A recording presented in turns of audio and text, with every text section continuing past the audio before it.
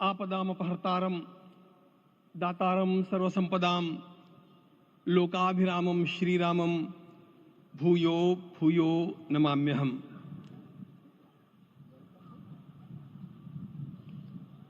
आज अंतःकरण अत्यंत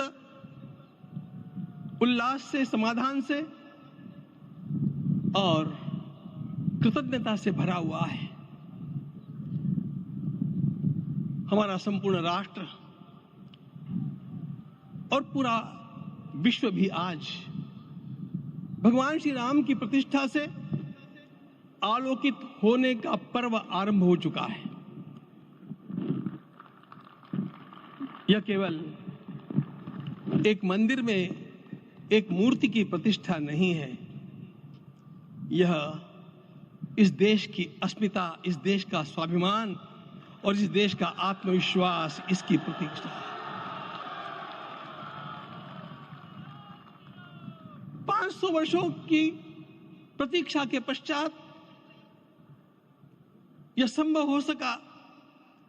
इसके जो अनेक कारण हैं, उनके ऊपर तो आलोक हमारे सारे सम्माननीय अभ्यागत डालेंगे ही। मैं केवल एक काम के लिए यहां पर खड़ा हूं, छोटा सा काम।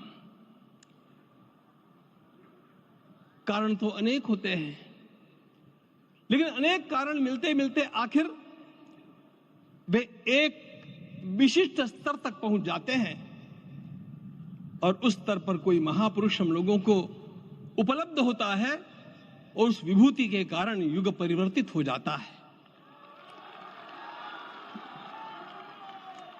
इस प्रकार का परिवर्तन लाने के लिए अपने जीवन को साधना पड़ता है और इस प्रकार जीवन साधने वाले हमारे इस देश की परंपरा के अनेक महान रत्नों में आज हम लोगों को समय की आवश्यकता, युग की आवश्यकता, सनातन के अंतःकरण की आवश्यकता के रूप में हमारे सम्माननीय प्रधानमंत्री जी प्राप्त हुए हैं।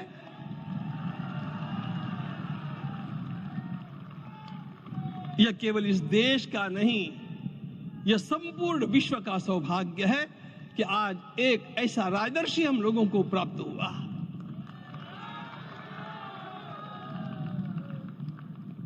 आपके मंगल हाथों से आज प्रतिष्ठा होने की बात थी, वह स्वाभाविक भी था, वो होना ही था मित्रों।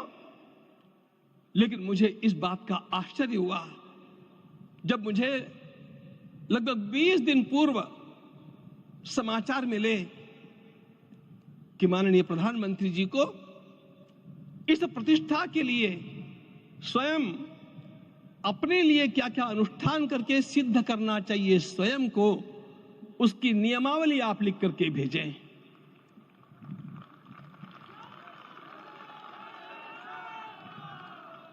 जिस प्रकार का हमारे देश का राजनीतिक माहौल है, कोई भी आकर के किसी भी समय कुछ भी कर्म करके चला जाता है, वो उद्घाटन हो, चाहे पौधारोपण हो, चाहे कुछ भी हो, लेकिन उसके लिए मैं अपने को सिद्ध करूं, इस प्रकार की भावना कहां होती है? यदि किसी ने पूछा तो मैं कहूंगा कि यहां होती है। भगवान श्री राम की प्रतिष्ठा करनी है। भारतीय जीवनादर्शों के सर्वोच्च आदर्श भगवान श्री राम है और इन समस्त जीवनादर्शों की प्रतिष्ठा करने के समान ही यहां की प्रतिष्ठा रही है। इसलिए एक महान विभूति को ऐसे लगा कि मैं अपने को भी साधूं। मैं कर्मणा मनसा वाचा, कर्म से, मन से और वाणी से अपने को उसके लिए शुद्ध बनाऊं, सिद्ध बनाऊं, और उसका मार्ग तप ही है। भगवद गीता ने कहा, यज्ञ दान तप कर्म न त्याज्यम कार्यमेव तत्। तप से ही विशेष परिशुद्धि होती है। आज मुझे आपको बतलाने समय अंतःकरण गदगद होने की अनुभूति हो रही है। मैंने तो कहा था, हम लोगों ने महापुरुषों से परामर्श करके लिखा था, आपको केवल 3 दिन का उपवास करना है। आपने 11 दिन का संपूर्ण उपोषण किया। उन्होंने 11 दिन एक भुक्त रहने के लिए कहा था, उन्होंने अन्न का ही त्याग कर दिया। महाभारत में कहा गया है अनशन यह सबसे बड़ा तप है, अनशन। और उसको उनके जीवन में साकार होते हुए मैंने केवल देखा नहीं, मैं थोड़ा तार्किक हूं। आपकी परम पूजनीय माता जी से मिलकर के मैंने उसको रिकन्फर्म भी किया था कि आपका ये अभ्यास 40 वर्षों का है। ऐसा तपस्वी कोई राष्ट्रीय नेता प्राप्त होना यह सामान्य बात नहीं है। वे इन दिनों में हमने कहा था कि आपको विदेश प्रवास नहीं करना चाहिए, क्योंकि सांसर्गिक दोष भी आते हैं। विदेश प्रवास टाल दिया सांसर्गिक देशों के इस दोषों की संभावना के कारण, लेकिन दिव्य देशों का प्रवास ऐसा किया। नासिक से आरंभ किया, गुरुवायूर गए, श्रीरंगम गए, रामेश्वरम गए।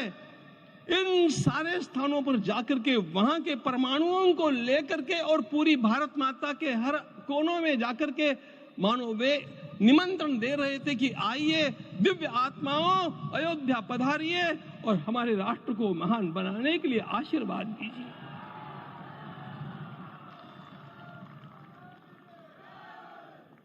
हमने केवल कहा था 3 दिनों तक आपको भूमि शयन करना चाहिए। 11 दिनों से आप भूमि शयन कर रहे हैं। इस कड़कड़ाती ठंड में इस प्रकार का शयन करना,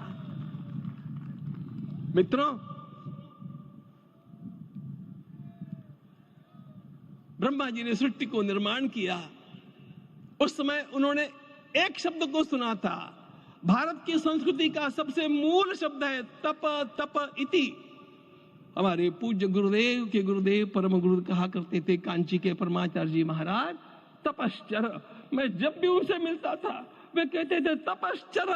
आज तप की कमी हो गई है और उस तप को हमने साकार आप में देखा। मुझे इस परंपरा को देखते हुए केवल एक राजा याद आता है जिसमें यह सब कुछ था, और उस राजा का नाम छत्रपति शिवाजी महाराज। छत्रपति शिवाजी महाराज। मित्रों, लोगों को पता नहीं है शायद, वे स्वयं जब मल्लिकार्जुन के दर्शन के लिए श्री शैलम के ऊपर गए, 3 दिन का उपवास किया, 3 दिन शिव मंदिर में रहे, और महाराज ने कहा कि मुझे राज्य नहीं करना है, मुझे संन्यास लेना है, मैं शिव जी की आराधना के लिए जन्मा हूं, मुझे संन्यास लेना है, मुझे वापस मत ले जाइए। इतिहास का वो बड़ा विलक्षण प्रसंग है। उस प्रसंग में उनके सारे ज्येष्ठ मंत्रियों ने उनको समझाया और लौटा करके लाया कि यह भी आपका कार्य भगवत सेवा ही है। आज हम लोगों को उसी प्रकार के एक महापुरुष ऐसे प्राप्त हुए हैं जिसको भगवती जगदम्बा ने स्वयं हिमालय से लौटा करके भेज दिया कि जाओ भारत माता की सेवा करो। तुम्हें भारत माता की सेवा करनी है। मैं अपने को कभी श्रद्धा रखने के बारे में भावुक नहीं पाता हूं, लेकिन कुछ स्थान ऐसे होते हैं जहां पर आदर के साथ अपना मस्तक अपने आप झुक जाता है।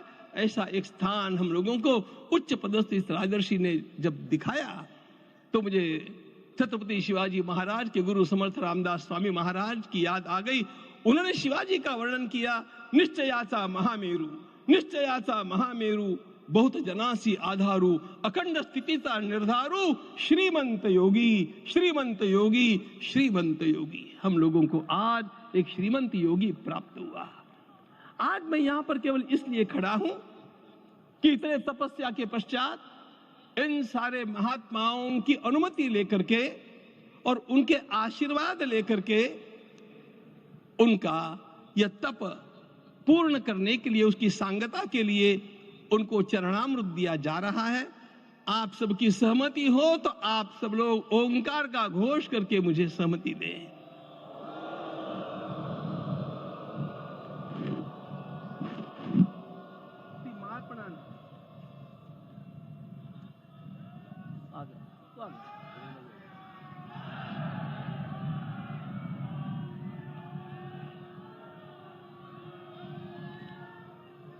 अपना उपवास पूर्ण कर रहे हैं माननीय प्रधानमंत्री जी।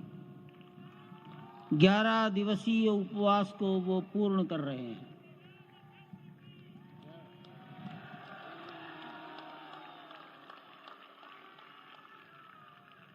मैं श्री राम जन्मभूमि तीर्थ क्षेत्र के अध्यक्ष पूज्य महंत नृत्य गोपाल दास जी महाराज, मणिराम छावनी अयोध्या के श्री महंत के चरणों में निवेदन करता हूं आशीर्वचन के लिए।